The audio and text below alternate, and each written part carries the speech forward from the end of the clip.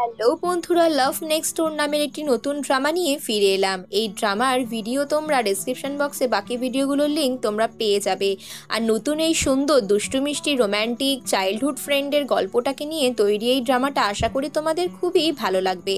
তো চলো শুরু করে নিই। এখানে আমরা গল্পের প্রথমেই চারজন বন্ধুদের দেখতে পাই, যারা এখানে পাহাড়ের ওপরে হাইকিংয়ে গেছে।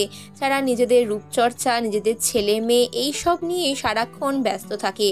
কার ছেলে মেয়ে কতটা গ্রো করলো, কার বিয়ে ঠিক হলো, যেরকমটাই মাঝবয়সী মহিলাদের মধ্যে গসিপ হয়ে থাকে, এইসব নিয়ে আলোচনা হতে হতে ঠিক তখনই আমরা এখানে দেখতে পাই মিস মিসুক, হেসাক, জেসুক এরা সকলেই হচ্ছে ছোটবেলার বন্ধু। যেখানে ওরা ওদের ছেলে মেয়েদেরকে নিয়ে বলতে থাকে। মিস মিসুক বলতে থাকে যে আমার মেয়ে তো ভালো ইউনিভার্সিটি থেকে গ্র্যাজুয়েশন কমপ্লিট করে বিদেশে চাকরি করে। ওদিকে আমরা দেখতে পাই হেসাক বলে যে আমার ছেলে তো খুবই ভালো একজন আর্কিটেকচার, এই শীঘ্র ওই রাষ্ট্রপতির হাত থেকে পুরস্কার নেবে, ভালো ভালো প্রেসিডেন্ট পার্টির লোকেদের সাথে ওর ওঠা বসা। এইসব কথা শুনে এখানে বিরক্ত হয়ে ইউমের মা জেসুক বলে চলো, এদের বাতেলাবাজি আর শেষ হবে না।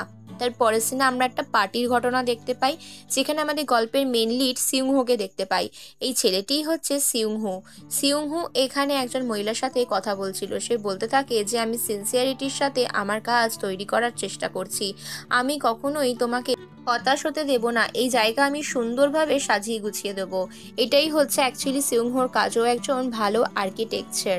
তো এখানে এইভাবেই নতুন অফিস, নতুন বাড়ি সাজানোটাই ওর মেন উদ্দেশ্য, যেখানে মানুষের ইমোশনও জড়িয়ে থাকে। আজকে মিটিংয়ের মূল উদ্দেশ্য হচ্ছে সিউংহো একটা অ্যাওয়ার্ড পাবে, কিন্তু অ্যাওয়ার্ডের ব্যাপার ওর মাথায় থাকে না, তাই জন্য ওর সিনিয়র বন্ধু ওকে ফোন করে। ইয়ুংহো বন্ধু ইয়ুংয়ের ফোন পাওয়ার সঙ্গে সঙ্গেই জায়গায় পৌঁছে যায় আর ওখানে বক্তৃতা দিতে শুরু করে আর নিজের বেস্ট আর্কিটেকচার হওয়ার জন্য অ্যাওয়ার্ডটা নিয়ে নেমে আসে। তারপরের সিনে আমরা আবার ওই চার বন্ধুর মাঝে দেখতে পাই। চার বন্ধুদের মধ্যে এখানে সিয়কের মা মানে মিস মিসুক বলে আমার মেয়ের বিয়ে ঠিক হয়ে গেছে, শীঘ্রই ওর এঙ্গেজমেন্ট হবে, তো তোমার ছেলের কি হলো? সিউংয়ের মা অর্থাৎ হেসাক এখানে বলে যে আমার ছেলে এখনো এত কাজে ব্যস্ত, কোনো মেয়ে খুঁজে পায়নি। তো এখানে মিসুকের মা বড় বড় কথা বলতে থাকে। তারপরের সিনে আমরা এখানে শিয়ক রুইকে দিই। শিয়ক রিউ হচ্ছে আমাদের গল্পের মেন লিড। এই শিয়ক রিউ ইউএসএ থেকে ফিরে আসছে, ওকে ওর বান্ধবী ইউম আজকে এয়ারপোর্টে আনতে গেছে। ইউম বলে তোর চাইল্ডহুড পনা এখনো ঠিক হলো না। ইউম হচ্ছে একজন ফায়ার ফাইটার। এই ইউমের গালে কালো দাগ লেগে থাকতে দেখে সিউগ্রুক বলে যাক তোকে আমি একটু হাগ করি। এরপর জানলার কাজ খুলে ছেলে মানুষই করতে থাকলে হিউমোকে বকা দিয়ে বলে তুমি ভেতরে ঢোকো, কোনো বিপদ ঘটতে পারে। দুজনে গাড়ি করে যেতে যেতে গল্প করতে থাকে। তারপর বলে আমি তোমাকে তোমার বিয়ের দিনের জন্য অপেক্ষা করছি। তখন এখানে হঠাৎই সিয়গ্রিউ একটুখানি অন্যমনস্ক হয়ে যায়। তারপরের সিনে আমরা সিয়ংহোকে দেখি। সিয়ংহো এখানে পার্টিতে ব্যস্ত ছিল, ও এখানে পার্টিতে বড় বড় লোকেদের সাথে ওঠা বসা ছিল, নিজের কাজ নিয়ে অনেক প্যাশনেট ছিল। ঠিক তখনই এখানে একজন সেলিব্রিটিকে ওর বন্ধুরা দেখতে পায়। বন্ধু মিয়ং আর বাকি আরেকজন যে ওর জুনিয়র ছিল সে বলে সেলিব্রিটির সাথে পরিচয় করিয়ে দিতে, কারণ ও সকলের সাথেই ওঠা বসা, কিন্তু তার কাছেও নিজের হেল্প চাইতে একদমই উৎসাহী নয়। এদিকে সিয়ংরিকে দেখি, সিয়ংহো হচ্ছে ওর ছোটবেলার বন্ধু। যখন ও এই শহরে ফিরে আসে তখন সমস্ত কিছুকে খুব মন দিয়ে ও এখানে নোটিস করতে থাকে আর মনে মনে ভাবে কাশ এই মুহূর্তে আমি আমার বন্ধুদেরকে আবারও ফিরে পেতাম। এরপর ওরা দুজনই একটা রেস্টুরেন্টে স্পাইসি খাবার খেতে যায়। যে রেস্টুরেন্টে খাবার খাওয়ার পর দুজনেই প্রচুর এক্সাইটেড হয়ে যায়। তো সিয়করিওর অনেকদিনই কোরিয়ান ঝাল মশলাদার খাবার খাওয়া অভ্যেস ছিল না। ঠিক তখনই ওখানে আমরা দেখতে পাই রিউয়ের এখানে দাদা চলে আসে। দাদা মিউং ইউকে দেখেও লুকিয়ে পড়ে। দাদার এদিকে এরকম তেল ঝাল মশলাওয়ালা খাবার খাওয়া দেখে ওর ট্রেনার ওকে বকাবকি করে যে তোমার ওয়েট গেইন করে যাবে, তুমি কেন এত স্পাইসি খাবার দাবার খাচ্ছ। এটা শুনে রিউয়ের দাদা মিউং খাবারটা রেখে দিয়েই চলে যায়। রিউকে এভাবে লুকিয়ে থাকতে দেখে ইউম জিজ্ঞেস করে কি ব্যাপার বলো তো, দাদাকে দেখে এভাবে লুকিয়ে যাওয়ার কি আছে? রিউ বলে সেরকম কিছু নয়, আসলে আমি এখানে সকলকে সারপ্রাইজ দেব বলে ব্যাপারটা বলিনি। এরপর রিউ আর ইউম দুজনে মিলে রিউদের বাড়ি যায়। তো রাস্তায় যাওয়ার সময় এখানে ইউম যখন জানতে পারে যে রিউ নিজের চাকরি ছেড়ে এখানে বাড়ি এসেছে আর আজকে বাড়িতে কিছু একটা ঝামেলা হবে। ইউম ভালো মতনই জানতো যে রিউয়ের মা মিসুক মোটেই সহজ মহিলা নয়, তাই ও রিউকে একা যাওয়ার জন্য এখানে বলে। ঠিক তখনই এখানে একটা জায়গা দেখতে পায়, যে জায়গাটা নিয়ে এখানে সিওক রিউ আর সিয়ংহোর ছেলেবেলার স্মৃতি রয়েছে। ওদের দুজনের মাই এই সনাতে একসাথে নিয়ে এসে ওদের ওমেন্স বাথরুমে স্নান করাতো। যে স্মৃতিটা ওদের জীবনের খুব সুন্দরভাবে ছিল, কিন্তু এই জায়গাটা অনেক চেঞ্জ হয়ে গেছে। আর সিওক রিউয়ের সাথেও বড়বেলাতে এইভাবে সিয়ংহোর হঠাৎই দেখা হয়ে যায়। সিয়ংহোকে দেখে বলে, তুমি এখানে কি করছো? দুজনেই এখানে ছেলেবেলার বন্ধু ছিল, কিন্তু দুজনের টার্ম খুব একটা ভালো ছিল না, দুজনের প্রচুর ঝগড়া হতো। ঠিক সেই মুহূর্তে রিউয়ের মা চলে আসে। রিউ তাই সেজন্য পেটির মধ্যে লুকিয়ে পড়ে, বাক্সটার ভেতর লুকিয়ে বলে, আমার মায়ের কাছ থেকে আমি লুকোতে চাই, তুমি ব্যাপারটা একটু সামলে নিও। সিয়ংহোকে আসতে দেখে ওর মা হেসাক বলে, তুই এখানে দাঁড়িয়ে আছিস কেন? তাড়াতাড়ি বাড়ি ফিরে আসিস। আর এখানে মিসইউক অর্থাৎ সিওকের মা বলে যে, তুই ব্যাগটা কার? এই ব্যাগটা নিশ্চয়ই তোমার নয়। সিয়ংহো বলে, হ্যাঁ এই ব্যাগটা আমারই। তখন বলে, পিঙ্ক কালারের মেয়েদের ব্যাগ তুমি কেন ব্যবহার করছো? আর এই বাক্সের ভিতর কি আছে? সিয়ংহো এখানে সিওক রিওর কথা মতন কথাটা রাখে, বলে এখানে কিছুই নেই, কিছু গার্বেজ আছে যেগুলো আমার কোম্পানির কাজে আসতে পারে, তাই জন্য এগুলো আমি ঝট করে ফেলছি না। এরপর সিওক রিউ যখন বুঝতে পারে ওর মা চলে গেছে, তখন ও বাক্স থেকে বেরোবার চেষ্টা করে। সিয়ংহো বেরোতে না দিলে জোর করে পেটি কেটেও বেরিয়ে আসে। তারপর বলে, এই সামনেই কি তোমার নতুন অফিসের উদ্বোধন চলছে? চলো আমি তোমার অফিসটা দেখে আসি। এরপর সিয়ংহো নতুন অফিসের ভেতর রিউ ঢুকে যায়, ঢুকে এদিক ওদিক জিনিসগুলো ঘাঁটতে থাকে। তারপর বলে, এই জিনিসগুলো আর্কিটেকচার হিসেবে খুবই অদ্ভুত ধরনের। আচ্ছা একটা কথা বলো, তুমি মানুষ হিসেবে তুমি কি করতে চাও? ঠিক তখনই সিয়ংহো বলে, এসব বাদ দাও, শীঘ্রই তো তোমার বিয়ে হচ্ছে, তোমার বিয়ের ইনভিটেশন তোমার মায়ের কাছ থেকে পেলাম। কিন্তু এই কথাটা রিউ ইগনোর করে যায়। এরপর ওর বাড়ির ছাদের প্রশংসা করতে থাকে, বলে, এরকম ছাদের ডিজাইন কেন করেছো? সিয়ংহো বলে, এটা বাস্তুশাস্ত্র মতে খুবই ভালো একটা দিক। আর ঠিক তখনই অ্যাক্সিডেন্ট বশত একটা আলমারি রিউয়ের গায়ে পড়েই যাচ্ছিল, আর রিউয়ের এই আলমারিটা থেকে পড়া থেকে সিয়ংহো বাঁচিয়ে নেয়। এরপর রিউ সিয়ংহোর পিঠটা খুলে দেখে ছোটবেলায় ওকে একবার কাঁটাতারে ধাক্কা মেরেছিল, আর সেই কাঁটাতারে কেটে যাওয়ার কারণে ছোটবেলার দাগগুলোর পিঠে এখনো রয়ে গেছে। রিউ বলে, তোমার পিঠে ওই দাগগুলো এখনো রয়ে গেছে। সিয়ংহো বলে, থাকবে না? তুমি আমাকে যা বিরক্ত করতে, তুমি আমাকে একটা মিনিটও শান্তি দিতে না। এরপর একটা দামি মূর্তি, যেটার অনেক দামি ছিল, সেটাও ভাঙতে ভাঙতে বেঁচে যায়, তাই রিউ সেটা যত্ন করে রেখে দেয়। পরের সিনে আমরা শিফট করি ইউমের কাছে। ইউম হচ্ছে, আমরা আগেই বলেছি, ফায়ার ফাইটার। তাই ওর একটা এমার্জেন্সি চলে আসে, যেখানে একটা কল আসে যে একজন অসুস্থ মানুষকে পাওয়া গেছে। 911-এ কল যাওয়ার পর সেই অসুস্থ মানুষটাকে রেস্কিউ করার জন্য ইউম নিজের সাহায্যের হাত বাড়িয়ে দেয়, কিন্তু লোকটা একটু পাগল গোছের ছিল, যে কারণে ইউমকেও ইগনোর করতে থাকে। বলে, তুমি এখান থেকে চলে যাও, তোমাকে এত কষ্ট করার কোনো দরকার নেই। ঠিক তখনই চশমা পরা আরেকজনকে দেখি, সে হচ্ছে ডানহো। ডানহো এখানে এসে বলে যে, আমি আপনাকে রক্ষা করব, কিন্তু নিজে এখানে রক্ষা করতে গিয়ে উল্টে নিজেই এখানে অ্যাক্সিডেন্টে পড়ে যায়। আর এখানে ইউম ওই চশমা পরা ডানহোকে বাঁচায়, যেটা দেখে ডানহোকে দেখে এক প্রকার ইমপ্রেস হয়ে যায়। পরের সিনে সিয়ংহো আর রিউকে দেখি। এখানে সিয়ংহো রিউকে বলে, তুমি বাড়ি ফিরে যাচ্ছ না কেন? এত বাড়াবাড়ি করছো কেন? এরপর ডেলিভারি বয়ের হেলমেট দেখলে এখানে বুদ্ধি আসে রিউয়ের, যে আমি অনেক সোয়েটার পরে নিই বা হেলমেট পরে নিই, আমার উচিত ছিল ইউএসএ থেকে প্রোটেকশন করার জন্য নিজের জন্য কিছু আনা। তো সিয়ংহো বলে, তুমি এমন কি অপরাধ করেছো? তোমার কি পেছনে চোর ডাকাত বা পুলিশ পড়ে রয়েছে? এত নিজেকে প্রোটেকশন দেওয়ার কি দরকার? রিউ বলে, তুমি বুঝবে না, আমি একটা গন্ডগোল পাকিয়ে এসেছি। সিয়ংহো ওকে জিজ্ঞেস করে যে, তুমি কি করেছো? তখন ও বলে যে, আমি আমার এঙ্গেজমেন্ট ভেঙে দিয়েছি। এই কথাটা শোনার পর সিয়ংহো একটু অবাক হয়ে যায়। আর ঠিক তখনই ওই মুহূর্তে ওর মাও চলে আসে। এখানে সিয়ংয়ের মা মিসুক, আর এখানে একদিকে সিয়ংহোর মা হেসাক, দুজনেই এই কথাটা শুনে নেয়। এখানে এর বাবা অজ্ঞান হয়ে যায়। রিউয়ের বাবাকে অজ্ঞান হয়ে যেতে দেখে ওর বাবা বলে, তুই নিশ্চয়ই মজা করছিস, এরকম নিশ্চয়ই কিছু করিসনি। কারণ ওর বাবা জানতো যে এই বিয়েটা ভেঙে ফেলার জন্য রিউয়ের মা মিসুক মোটেই ওকে ক্ষমা করে দেবে না। ওর মা স্বাভাবিকভাবে এই বড় মেয়ে হলো তাকে মারধর করতে যায়, কোনো ক্রমে সিয়ংহো ওকে বাঁচায়। এরপরে ওর বাবাও অদ্ভুত বিহেভিয়ার করে। তারপরে মিসুক বলে, তুই এরকমটা কি করে এলি? তুই এখানে কেনই বা এসেছিস? এরপরও নিজের সত্যি কথাটা বলে যে, আমি চাকরিও ছেড়ে দিয়েছি, তাই আমি এখানে এসে গেছি, আমার কথাটা তো শোনার চেষ্টা করো। তো এখানে একে দেখি রিউয়ের জায়গায় সিয়ংহোই মার খেতে থাকে। তখন ওর মা হেসাক বলে যে, আমার ছেলেকে মারছো কেন? মারতে হলে নিজের মেয়েকে শাসন করো। এরপর মিসুক রিউকে আরো মারধর করতে যায়।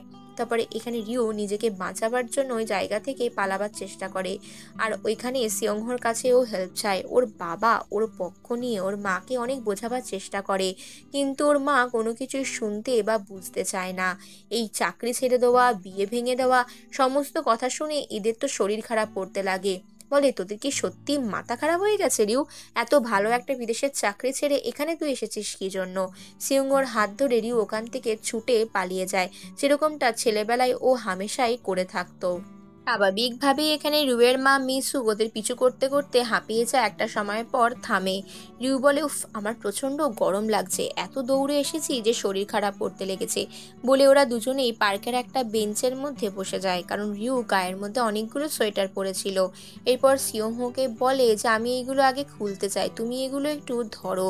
সিয়ংহো তখন দাঁড়ায় আর তারপর বলে, তোমার জামা কাপড় চেঞ্জ করা হলে আমি এবার পিছন ঘুরছি। তারপর এখানে রিউকে জিজ্ঞেস করে সিংহ, তুমি কি আমাকে উত্তরটা দেবে? তুমি সারাদিন ধরে এরকম অদ্ভুত বিহেভিয়ার কেন করছো? এই কথাটা শুনে রিউ বলে, আমি আমার মায়ের কাছে নিজের মুখ দেখাতে পারবো না, মা আমাকে একবারেও বোঝার চেষ্টা করবে না। আমার তো মনে হয় মা আমার সাথে কথা বলাই বন্ধ করে দেবে। তুমি বুঝবে না, তুমি এসব প্রবলেম কি করে বুঝবে? 1000 বছরও তুমি বুঝবে না। আসলে তুমি তো আমাকে ছোট্ট পুতুল মনে করো। সিংহ বলে, হ্যাঁ, তুমি অ্যানাবেলের মতন ভয়ঙ্কর একটা পুতুল। তারপর ওকে বলে যে তুমি জানো না আমার জীবনে কি কি প্রবলেম গেছে, একটা চাকরিকে টিকিয়ে রাখার জন্য কি কি করতে হয়েছে আমাকে, কি কি প্রেশার নিতে হয়েছে। নিজের সাহস হারাবার আগে তাই পালিয়ে এসেছি। এরপর একটা ছেলে মেয়ে দুজনের ছবি তোলায়। সিয়ংও ছবিটা তুলতে তুলতে এখানে রিউ বলে যে এই ছেলেটি আমার মায়ের বন্ধুর ছেলে। তখন সিয়ংও বলে, মেয়েটিও তাই।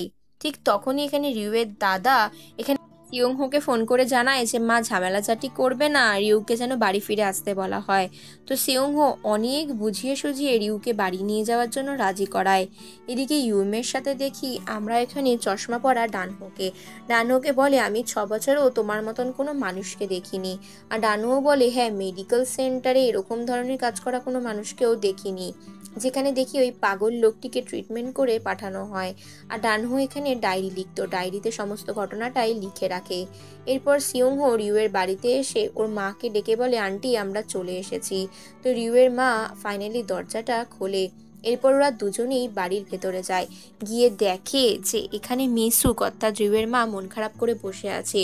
রিউ বাড়ি ঢোকার সঙ্গে সঙ্গে ওর দিকে লাঠি হাতে করে ওর দিকে এগিয়ে যায়। সিয়ংহো ইচ্ছা করে বাইরে থেকে দরজাটা বন্ধ করে দেয়, আর রিউ বাইরে বেরোবার চেষ্টা করলে ব্যর্থ হয়। সিয়ংহো আরও এনকারেজ করে মিসুককে, মানে শিয়ংয়ের মাকে মারার জন্য। রিউ এখানে ছোটবেলার ঘটনা দেখানো হয়, যেখানে কোনো সময় সিয়ংহোকে কোনো ছেলেরা বুলিং করলে এখানে কিন্তু রিউই ওকে বাঁচাতো। একবার তো ওর জন্য মারামারিও করেছিল। ছেলেবেলার কথাগুলো মনে করতে করতে সিয়ংহো মুচকে মুচকে হাসতে হাসতে ওখান থেকে চলে যায়। এর পরের ঘটনায় আমরা রিউ আর সিয়ংহোকে দুজনে দেখি ওরা দুজনেই বাসন মাজছে। একজন রেস্টুরেন্টের মালিক নিজেদের গ্রিল করা অনেক বাসনপত্র ওদের দুজনকে দেয়। এখানে রিউ আসলে টাকা রোজগার করার চেষ্টা করছে, যে কোনোভাবে যদি টাকা পয়সা রোজগার করা যায়। এটা ছেলেবেলার ওদের ঘটনা। সিয়ংহো ওখান থেকে পালাবার চেষ্টা করে। ছেলেবেলায় ওদের একসাথে এরকমই হাসি মজার অনেক স্মৃতি ছিল। এভাবে টাকা জমিয়ে জমিয়ে একবার এখানে রিউ ওর মা মিসুককে একটা গোল্ডের ব্রোচ কিনে দেয়, যে ব্রোচটা ওর খুবই পছন্দের ছিল। তখন ও সুন্দরভাবে নিজের বেডরুমে সুন্দর ঘরে সাজানো ঘরে ঘুমোতো, কিন্তু এখন ওর রুমটা একটা এখানে স্টোর রুমের মতন পরিণত হয়েছে। এদিকে আমরা সিয়ংহোকে দেখি যার বাড়ি ঘর সমস্ত কিছুই খুব সুন্দর সাজানো। পরের দিন সকালে রিউয়ের মা মিসুক এখানে ব্রেকফাস্ট রেডি করে। ওর বাবা এখানে মনটা আনচান আনচান করে মেয়ে রিউকে ডাকবার জন্য, কিন্তু ওর মা মিসুক একদমই রাজি হয় না। তাই ওর বাবা ভয়ে ভয়ে এখানে চুপচাপ বসে পড়ে। রিউ ঘুম থেকে ওঠার পরই ওর মা ওকে অনেক অনেক প্রশ্ন করে যে এঙ্গেজমেন্ট কেন ভেঙেছিস, কেন এরকমটা করেছিস। ও সবটাই উত্তর দেয় যে আমার একটা প্রবলেম ছিল, যে কারণে এটা আমি করতে চেয়েছি। তোমরা সবসময় সব কিছুটা নিজেদের মতন আমার উপর চাপিয়ে দিও না। আমি তো খুশি কাজ না করে, তাহলে তোমাদের প্রবলেমটা কোথায়? এরপরই ওর ভাই ডংজিন চলে আসে। ঠিক তখনই বাইরে কলিং বেল বাজায় সিয়ংহো। সিয়ংহো ওদের বাড়িতে চলে আসলে ইউমও চলে আসে। ইউম আর সিয়ংহো দুজনেই এখানে রিউয়ের সাথে দেখা করতে এসে ওকে জড়িয়ে ধরে। আর এখানে সিয়ংহো মিসুককে মানে রিউয়ের মাকে সুন্দর খাবার দাবার গিফট করে। তো তারপরে এখানে সকলে মিলে খেতে বসে। এখানে রিউয়ের মা মিসুক রিউকে খুব একটা ভালো কিছু খেতে দেয় না, ইচ্ছা করে ওর ওপর রাগ করে ওর সাথে খারাপ বিহেভিয়ার করতে থাকে।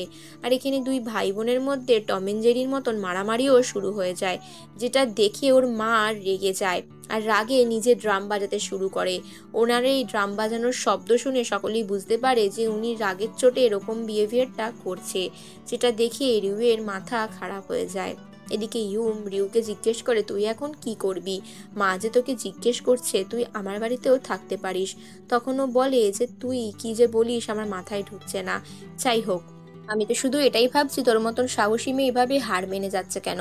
সিয়ংহো দরজার কাছে দাঁড়িয়ে টাইম দিতে থাকে, বলে এভাবে সময় নষ্ট করার কোনো মানেই হয় না। রিউ তখন নিজের রুমে শুয়ে পড়ে আর আকাশের দিকে মানে ওর ঘরের সিলিংয়ের দিকে তারাগুলোকে দেখতে থাকে। সিয়ংহো ওর কাছে শুতে এলেই ওর গলাটা টিপে ধরে, বলে আমি তোকে এইভাবেই মজা দেখাবো। ঠিক তখনই ওর মা মিসুক চলে আসে। মিসুক বলে, তুই ওর সাথে এরকম খারাপ বিহেভিয়ার করছিস কেন? আমি ওর জন্য রাইস কেক এনেছি, তুই ওর অফিসে দিয়ে আয়। এদিকে ওর অফিসে এখানে ইয়ান মিউংইউ আর ওর জুনিয়র কলিগ ওর জন্য ওয়েট করতে থাকে। ওরা জানায় যে ওদের শীঘ্রই একটা মিটিং রয়েছে আর ওদের দুজনের জন্য রাইস কেক নিয়ে এখানে রিউ চলে আসে। রিউ জানায় আমি ওর ছোটবেলার বন্ধু। তখন ওর কালিগ বন্ধু মানে সিনিয়র কালিগ বন্ধু মিয়ংইউ আর ওর জুনিয়র কালিগ বন্ধু এখানে ওদের ছোটবেলার গল্প শুনতে চায়। রিউ নিজের দিক থেকে নিজেকে ভালো প্রমাণ করে বলে, ছোটবেলা থেকে তো ও খুবই চুপচাপ গোছের ছিল, আমি ওকে সামলাতাম, আমি ওকে সব কিছু শিখিয়েছি, ওর সাথে আমি খেলা করতাম, ইভেন টয়লেট যেতেও ওকে হেল্প করতাম, প্রচুর শাকসবজি ভালো মন্দ খাবার দিতাম, বাজে ছেলে মেয়েদের হাত থেকে রক্ষা করতাম। সকলেই গল্পটা শুনে খুবই ইমপ্রেসড হয়ে যায়। ঠিক তখনই সিয়ংহো এসে বলে, ওর একটা কথাও বিশ্বাস করবে না, ও মিথ্যে বলছে, ও আমাকে প্রচণ্ড ডিস্টার্ব করতো। প্রথমবার ওকে আমি দেখি তখন দেখি প্রচণ্ড নোংরা অবস্থায়, ও সারাক্ষণই এরকম নোংরা হয়ে থাকতো, যে কারণে আমার খুব অস্বস্তি লাগতো। ওর রাগ হলেই সব কিছু ছুঁড়ে ছাড়ে ফেলে দিত, ইভেন আমাকে টয়লেটে যেতে দিকে ও প্রাইভেসি দিত না। আর খাবার দেওয়ার কথা, যে খাবারগুলো নিজে পছন্দ করতো না সেগুলো আমার পাতে তুলে দিত। আর খেলতে গিয়েও তো আমাকে ইচ্ছা করে চোর সাজাতো, যাতে আমি বেশি বেশি করে খাটি। খুবই বাজে একটা মেয়ে। তো এরপর সিয়ংহো আর শিয়গরিও দুজনে মিলে ঝগড়া করতে লেগে যায়। এরা দুজনেই কমপ্লেন করে বলে যে আচ্ছা এরা সত্যি টুইন্স ছিল নাকি? এদের দুজনের গল্প শুনে তো তাই মনে হচ্ছে। এদিকে রাস্তায় মিসুক বাজার করে আসবার পথে দেখে বাকি মহিলারা গসিপ করছে ওর মেয়ের চাকরি ছেড়ে দেওয়া আর বিয়ে ভেঙে যাওয়ার ঘটনা নিয়ে, যেটাতে মিসুক অনেক রেগে যায়। তখন ওর বান্ধবী ইউমের মা জেসুকের কাছে চলে আসে, এসে বলে কিছু একটা করতেই হবে, সকলের সামনে আমি ছোট হয়ে যাচ্ছি, আমার মেয়েকে বাঁচাবার জন্য কিছু একটা তোকে ভাবতেই হবে। ভাবতে ভাবতে ওরা ঠিক করে ওরা ক্লাসমেট মিটিংয়ের একটা পার্টি রাখবে, আর সেটাই এখানে ঠিকঠাক হয়ে যায়।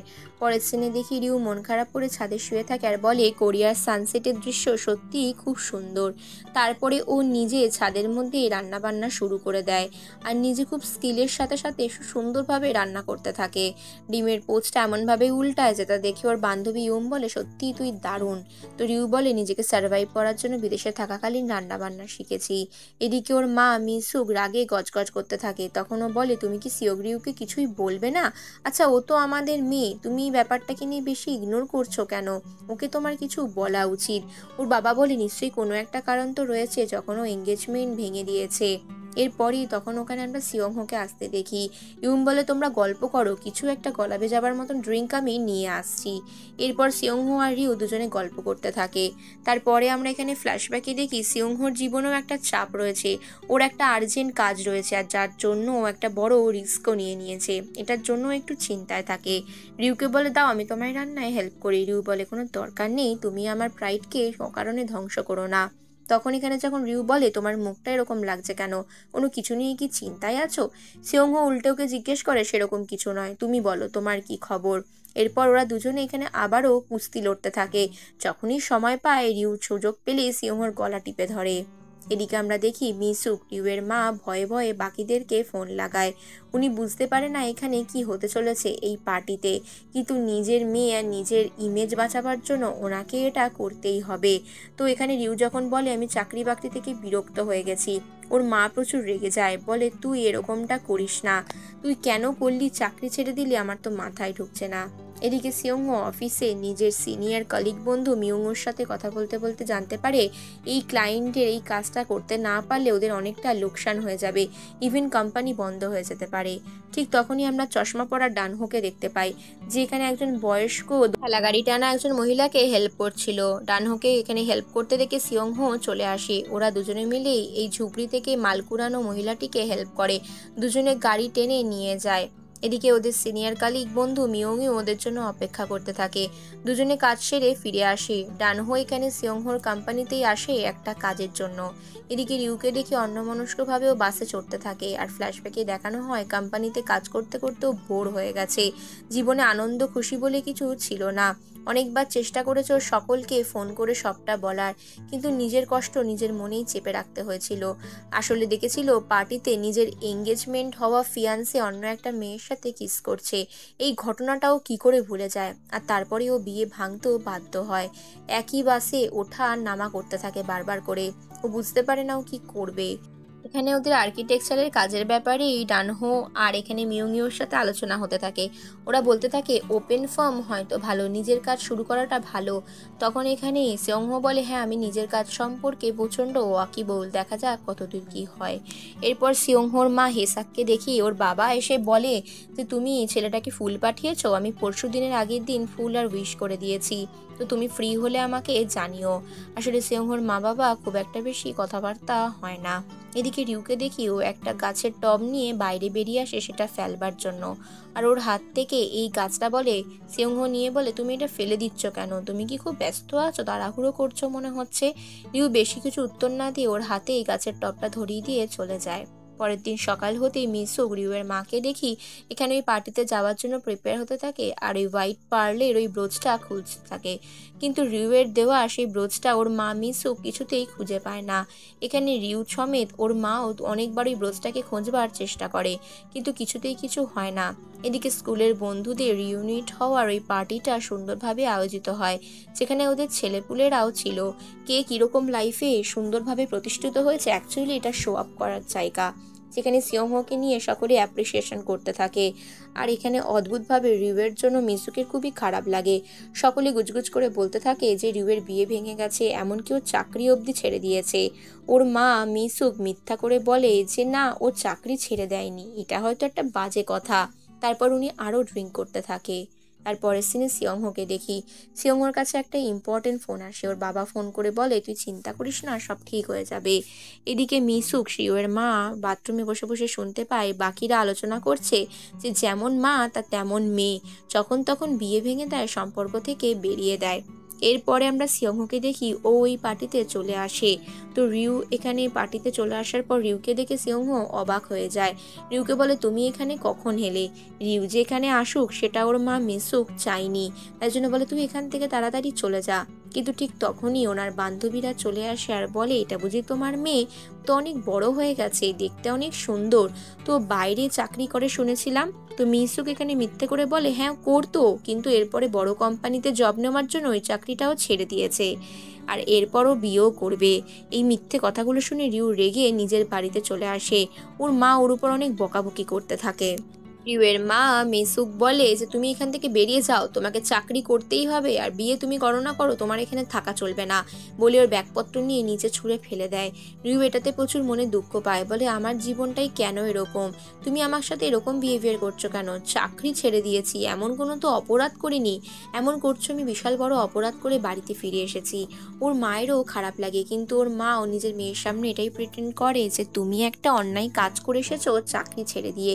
রিউ এরপর বলে, আমার জীবনটাই কেন এরকম, বলে এখান ঘর থেকে বেরিয়ে চলে যায়। রাস্তায় হাঁটতে হাঁটতে ওর মন খারাপ হয়ে যায়। এরপর সিয়ংহোকে দেখতে পাই। সিয়ংহো এদিক ওদিক রিউকে খুঁজতে থাকে, দেখে ও দোল্লায় ভূতের মতন বসে বসে দোল্লা চড়ছে। এখানে অদ্ভুতভাবে দেখা যায় যে রিউ নিজের মনের দুঃখ খুব স্বাভাবিকভাবে চেপে ফেলতে পারত। দোল্লার একদম ওপরের সিটে বসে ওরা আকাশের দিকে তাকিয়ে থাকে, নিচের দিকে তাকিয়ে বলে, ছোটবেলায় আমরা এখানে খুব চড়তাম, তোমার মনে আছে? তারপর দুজনেই আকাশের দিকে তাকিয়ে ফুটফুটে তারাগুলো দেখতে থাকে। হঠাৎ সেই মুহূর্তে বৃষ্টি শুরু হয়ে যায়। সিয়ংহো বাইরে থেকে একটা ছাতা কিনে আনে, আর ওরা দুজনে একই ছাতার নিচে বসে মজা করতে থাকে। তারপর বলে যে তুই অনেক ভালো ছেলে ছিলিস না মোটেই, তোকে জ্বালাতে আমার খুবই ভালো লাগতো। রিউয়ের এই কথাগুলো শুনে সিয়ংহো রেগে তো যায়, কিন্তু কিছু বলতে পারে না। ওকে এইভাবে অদ্ভুতভাবে হাসতে দেখে সিয়ংহো বলে, এত বারবার করে জোর করে হাসার চেষ্টা করিস না, কান্না পেলে কাঁদতে পারো, তো এখানে মন খারাপ করার মতন কোনো ব্যাপারই নেই। তারপরের সিনে আমরা দেখি রিউয়ের মা মিসুকেরও খুব খারাপ লাগছে। নিজের মেয়ের ব্যাগটাও আবারও ঘরের ভিতর রেখে দেয়।